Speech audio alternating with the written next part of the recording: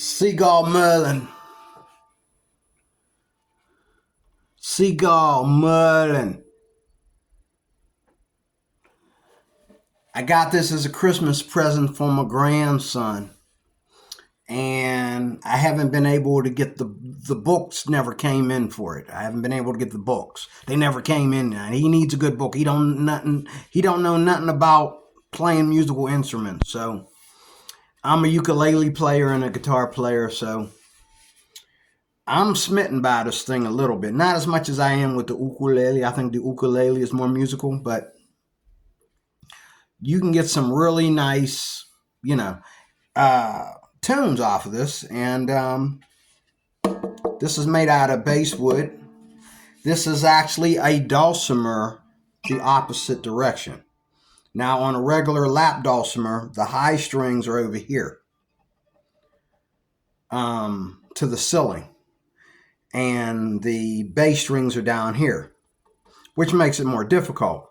But they call this a dulcimer guitar, is the other name for this, but it's a Merlin because it is a upright dulcimer. You can play this like you play a guitar.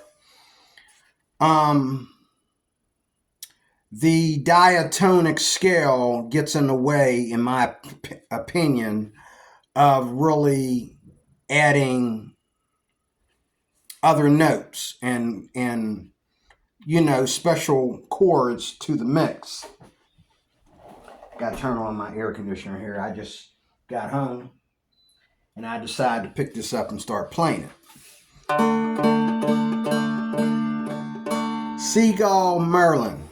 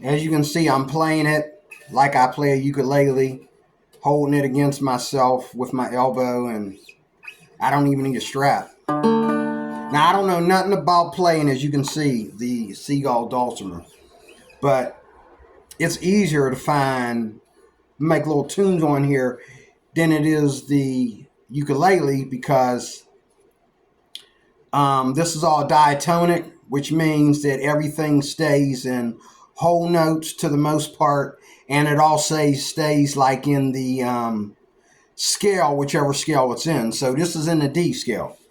This is D, A, D is the tuning.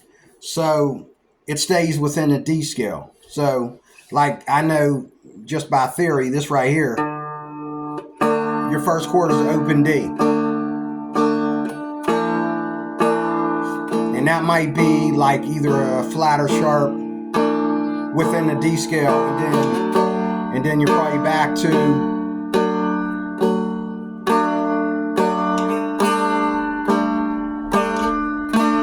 also, because it's diatonic, it means it's not chromatic as well. So every note is in the scale. So whatever the scale, if this is a D, whole step, whole step. Oh, it's whole step. So if this is a D, then this would be a E, and this would be an F sharp. You see how high that goes up? So that would jump to F sharp, and then this would jump to G sharp.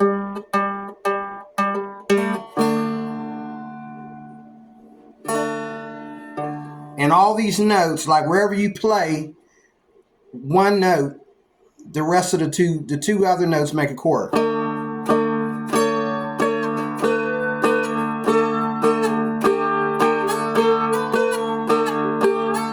That's dulcimer music right there.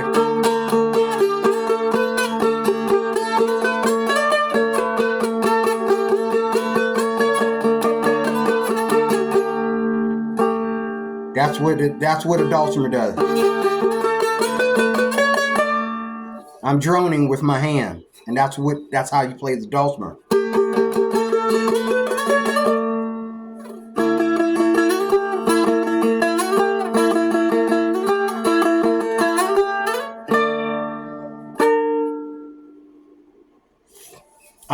It's really nice. It's like a cross between playing the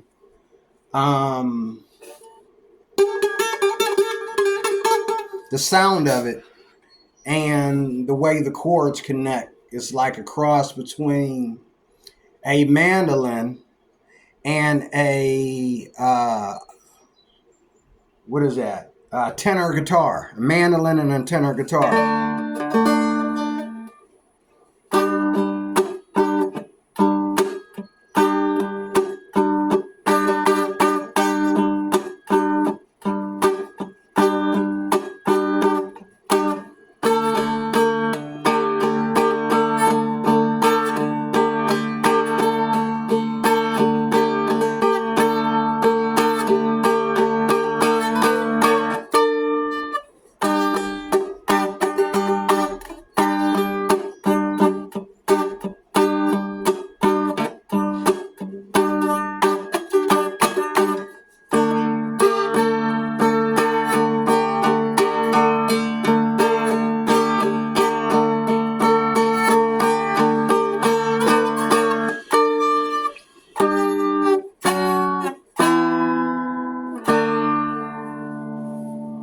Now, as you can see, I played all over the neck.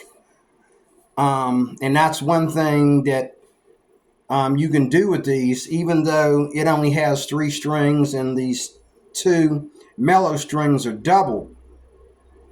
Okay, to keep up with the darker string, D.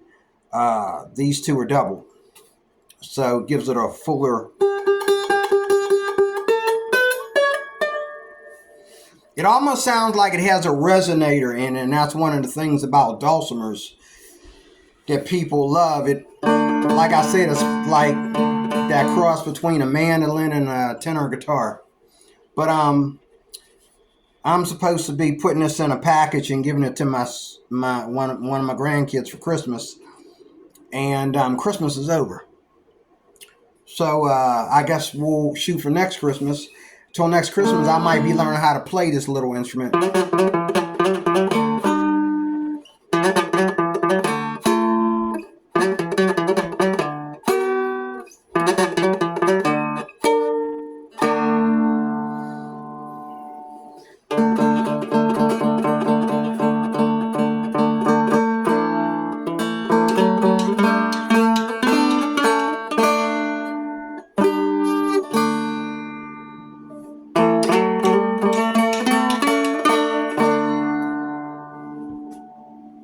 And when you hit the open strings, a lot of sustain when you hit the open strings. I mean, more sustain than a ukulele, maybe even more sustain. It's still ringing.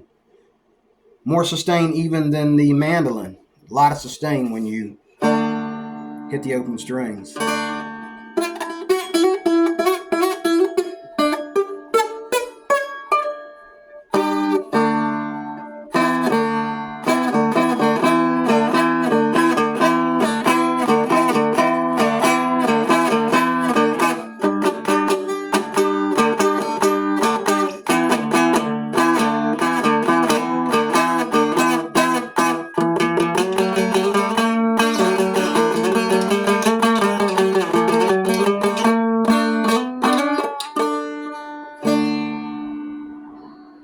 All right, that's enough.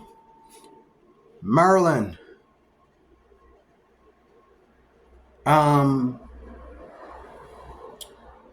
Seagull Merlin.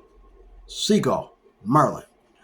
You can find this under strumsticks, dulcimers, and Seagull. If you put Merlin just in there, the cartoon's going to show up. I've went through this a dozen times. You got to put Seagull, Seagull, Seagull, Seagull Merlin. And this will show right up. Or if you just type in dulcimer, this will show up with the dulcimers, because that's what this is. It is actually a dulcimer. It's a very delicate, handmade instrument. And these are selling like hotcakes, because Seagull, now other people make these too. There's another one called the Woodstock or something on here, the wood neck or something, and I love the design of it better. It also seems like you can get it in more, like this here, you can get it in D and G. The other one, you can get it in other tunings. But you can tune any of these any way you want to. They're made for that too. Everybody plays their dulcimer in whatever tuning they need at the moment. But as a guitar ukulele guy, I don't like a whole lot of tunings. I play guitar in regular tuning, and I play ukulele in regular traditional G, C, E, A tuning. I don't like the tunings going over the place, but when you get into instruments like this, you might want to think about the tuning, because this is played in a lot of different tunings. And D-A-D ain't always the one. The G is more baritone, so it has a deeper tone, so the G is played more often than the D. Then they also have E and F sharp, and they just got so many tunings. And they even have songbooks for these tunings.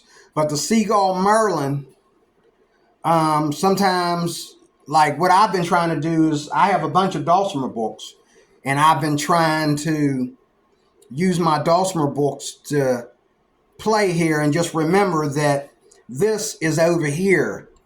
This is over here. And so I have to play backwards. It's like almost trying to, be a left-hand guitar player and play music that's written for the right hand. It's difficult to do that, but I'm gonna be upfront with you, because I'm still waiting on books to show up. They don't have many books for the Seagull Merlin. They have books for the dulcimer. And maybe you might want to type in strumstick, because they have a whole variety of different strumsticks out there in various tunings as well, which a strumstick is just like this, but it's longer. So it has more room this way, but the room this way sometimes is even skinnier. This neck is so thin, and I think the thin neck and some of the tunes you can get out of this with this whole body all the way around being thin like this, people just are smitten by it. You know, it's just like the ukulele being small. This is known for having a great sound while it's thin.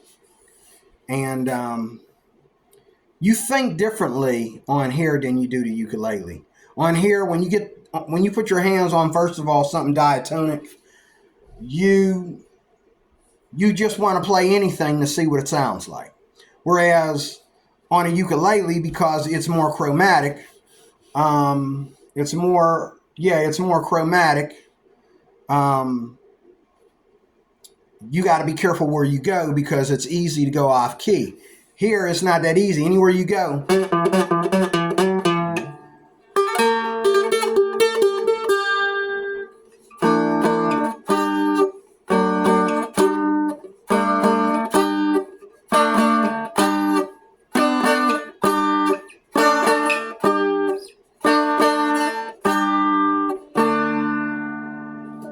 Anywhere you go, you don't go off key. It's just like, what are you playing? Okay, you have to have a title and a situation for it.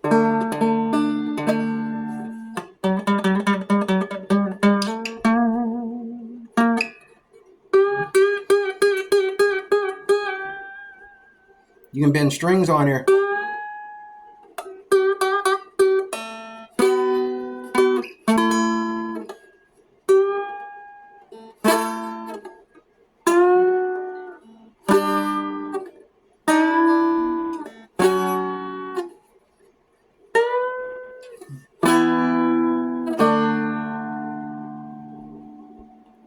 And the Merlin does not stay in tune that well. Now, I'm surprised it stayed in tune for how long have I been doing this video now? I just tuned it. But every time I pick it up, even more than the ukulele, I have to retune it unless the room temperature is like super perfect. Right now it's hot outside, and this is my little air conditioner. This little thing behind me. It cools my little home, but I have to have it pointed towards me. My windows are not made to fit an air conditioner, or there's no air conditioner to fit my windows, so I kind of use this little gizmo as my air conditioner. It's a little indoor air conditioner. It works pretty fine as long as you're standing close to it or sitting or laying close to it. But again, these go out of tune very easily. So, but it's easy to put them back in tune. And the more you play it, the more it stays in tune, just like any other instrument. The more you play it, the more it stays in tune. But I guarantee you, by this time tomorrow, this will be out of tune.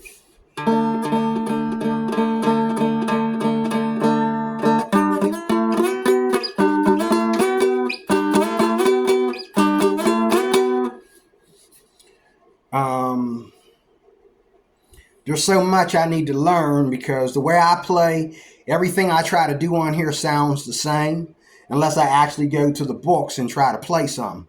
But everything I create on here sounds the same. And that's my problem with diatonism. Everything sounds the same. And the songs all have to be within a certain, religion. They have to be within a certain, box. Whereas I play the ukulele, I can play any genre on there.